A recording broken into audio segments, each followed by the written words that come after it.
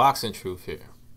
Teddy Atlas says Canelo Alvarez could make easy work of Gennady Golovkin. Now, Teddy Atlas has always been one of Golovkin's biggest critics. He's a tad bit harsh when it comes to Golovkin, even compared to some of Golovkin's haters, even compared to me. I'm not no hater of Gennady Golovkin, but I do agree with some of the things that Teddy Atlas says, and one of those things is that, Golovkin was overrated.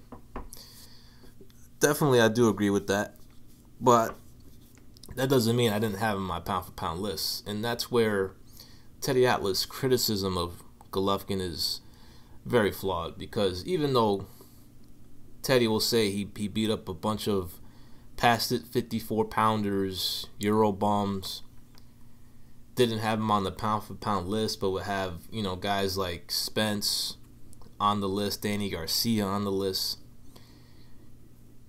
You get the sense that Atlas, he's definitely a nationalistic boxing fan. There's nothing wrong with that. There's people that support their own people, that ride with the brother, that ride with the white guy, that ride with the Nicaraguan brother. It's all good. That's existed in boxing since it started. It's only natural to root for your own people. So you can see why Atlas has a lot of American fighters on his pound-for-pound list. He goes with his, he backs America. But when it comes to Gennady Golovkin, he didn't have him on the list. We'll state that he's as strong as any other top pound-for-pound fighter. But what made it more laughable was that even though he wouldn't rate Golovkin, and he would rate other fighters better than him, like Canelo, for instance, he still picked Golovkin to beat Canelo, and that made absolutely no sense to me. So you don't think Golovkin's pound-for-pound, but you think Canelo's pound-for-pound, but you still pick Golovkin to beat Canelo. You should ride with your criticism all the way. You shouldn't, contradict yourself. I ride with Canelo from the jump. As soon as I found out that Golovkin wasn't as good as advertised, and I found out in the Danny Jacobs fight, I expected easy work for Gennady Golovkin against Danny Jacobs, and he disappointed. And it wasn't an off night. I didn't see it as that. It was just that he couldn't deal with Jacobs' style that night. And to me, it showed me he wasn't as good as advertised. Doesn't mean he's a trash fighter. I'm not saying he ain't shit. But he's no pound-for-pound king in my eyes. But he's definitely still on my pound-for-pound list. And there's not many fighters I would rate above Golovkin. But after that Danny Jacobs fight, I knew Canelo could take Golovkin.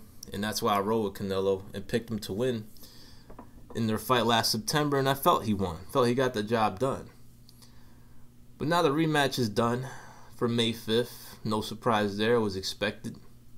There needs to be some clarity in the middleweight division. Who was the true lineal champion in the division between Canelo and Golovkin? There's a very strong argument now for either guy's side. The fact remains is Golovkin didn't beat the man. He has yet to beat the man. You can't become the man by beating the David Lemieux or winning interim belts or not fighting the lineal guy. He never got the chance, unfortunately. Canelo got that chance, and he absolutely dominated and schooled Miguel Cotto, which gave him that lineal status.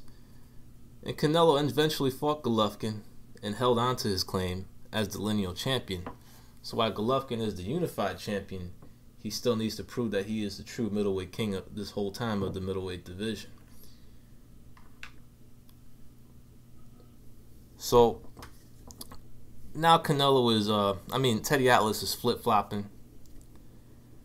Now he's saying Canelo could possibly make easy work of Gennady Golovkin. Golovkin is not as great as people say he was, most of the media and his fans, but I don't think he's an easy out. He's still a very formidable fighter, very tough, a lot of strength, good power, great chin, great jab, and great conditioning. The guy still brings a lot to the table that still makes it a very difficult fight for Canelo. He's going to have to deal with that pressure. He's going to have to deal with that jab. He's going to have to deal with landing big-ass punches on Golovkin's chin. He's still going to be there. But Canelo's going to have a lot more confidence this time around. I mean, it was his first fight in the middleweight division. I mean, his first true middleweight fight, at the full-fledged middleweight division, and he took on the #1 middleweight with the unified titles. And some people think he won. Canelo's a G, man. Willing to take on the best middleweight in his first full middleweight fight. Willing to prove the doubters wrong. Willing to fight anybody. Willing to fight Golovkin for the second straight time and prove that he is the true lineal middleweight king. But Golovkin is still a formidable force. I expect another tough fight. I don't know if Canelo can knock Golovkin out. I mean, Canelo landed everything. Maybe there was a rumored hurt hand in that fight. He was wearing winning gloves as well, which I didn't like.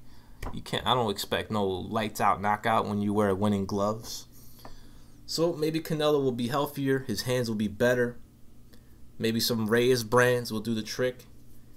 But he's going to have to target that body a little more in the rematch. And Golovkin, he's got to bring some more special effects. He's got to do something different. He's got to bring more tools out of his bag if he wants to beat Canelo, because that strategy, which he has to do it anyways. I mean, he has to be aggressive because he's going to be in Vegas most likely. Canelo is the guy that's hard to get a decision against him. So Golovkin, instead of just pressure and jabbing, he's got to do more. He's got to be more selective with his shots. He's got to show more punch variation, not just be effective with the jab. He's got to be more effective with the right hand.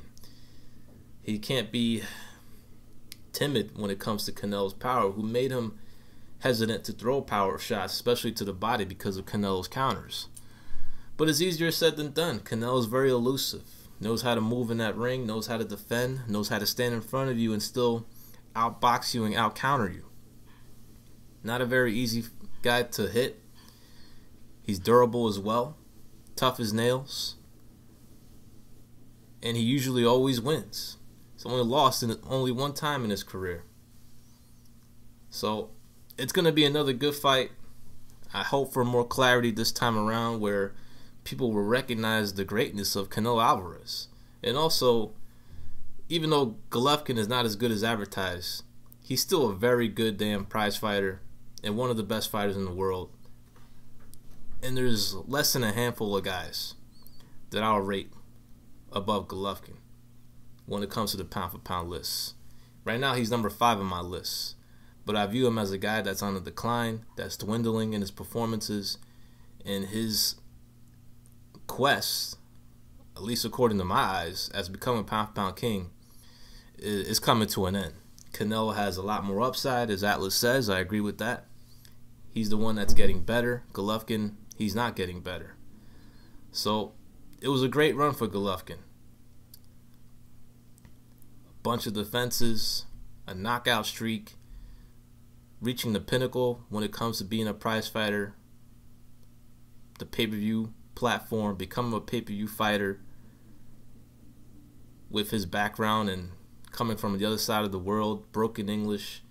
Golovkin made it. So it was a great run, but Canelo will put an end to his reign on May 5th, Cinco de Mayo, as he will have a more clear-cut victory. I don't know how he's going to do it. Maybe a lot of people are anticipating a knockout. Maybe he can knock him out to the body. But either way, Canelo's going to dethrone Golovkin. And hopefully, the Canelo haters will give him his just due, give him his props, and recognize that he is one of the few great fighters in boxing today. This is Boxing Truth. I'm out.